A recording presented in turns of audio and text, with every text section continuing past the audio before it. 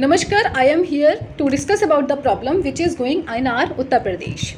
फुटकर विक्रेताओं की बड़ी परेशानी। आज पूरे उत्तर प्रदेश में यूरिया को लेकर एक बड़ी परेशानी का सामना करना पड़ रहा है।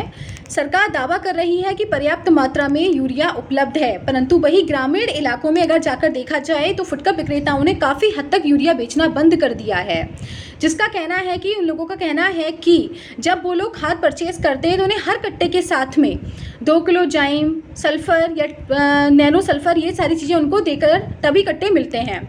और किसान जो वो केवल कट्टे ही लेने को तैयार है, वो इन सारी चीज़ों को लेने के लिए तैयार नहीं है। तो ऐसे टाइम में जो सारा सामान है वो फुटकर विक्रेताओं के पास जाकर ख़राब होने लगता है।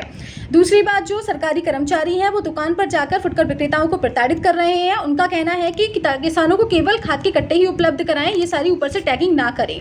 तो ऐसे में सोचने वाली बात यह है कि फिर ये जो सामान दिया जा रहा है उन सामानों का दुकानदार क्या करेंगे।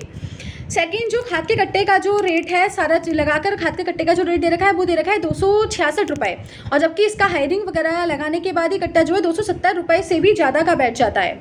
तो ऐसे में जो फुटकर विक्रेता है वो अपने बच्चों की ब्रिंगिंग अप कैसे करेंगे, उनकी एजुकेशन पर कैसे ध्यान दे पाएंगे, कैसे उनकी अच्छी तरीके से प्रॉपरली ब्रिंगिंग अप हो पाएगी जिससे कि उन्हें प्रॉपर मात्रा में मार्जिन हो। तो इस बारे में उन्होंने 28 जून को मुरादाबाद जिलाधिकारी मुरादाबाद को भी ज्ञापन दिया था, जिसकी कोई सुनवाई नहीं हुई। उसके बाद उन्होंने 2 जुलाई को एडीएम सर मुरादाबाद को भी ज्ञापन दिया, जिसमें उन्होंने लिखा, उन्होंने अपनी समस्या के बारे में बताया और उन्होंने ये भी कहा, उन्होंने धमकी भी दी, वार्न भी किया कि अगर उन्होंने उनकी परेशानी को सॉल्व नहीं किया विद इन टाइम तो वो आत्महत्या करने के लिए मजबूर हो जाएंगे।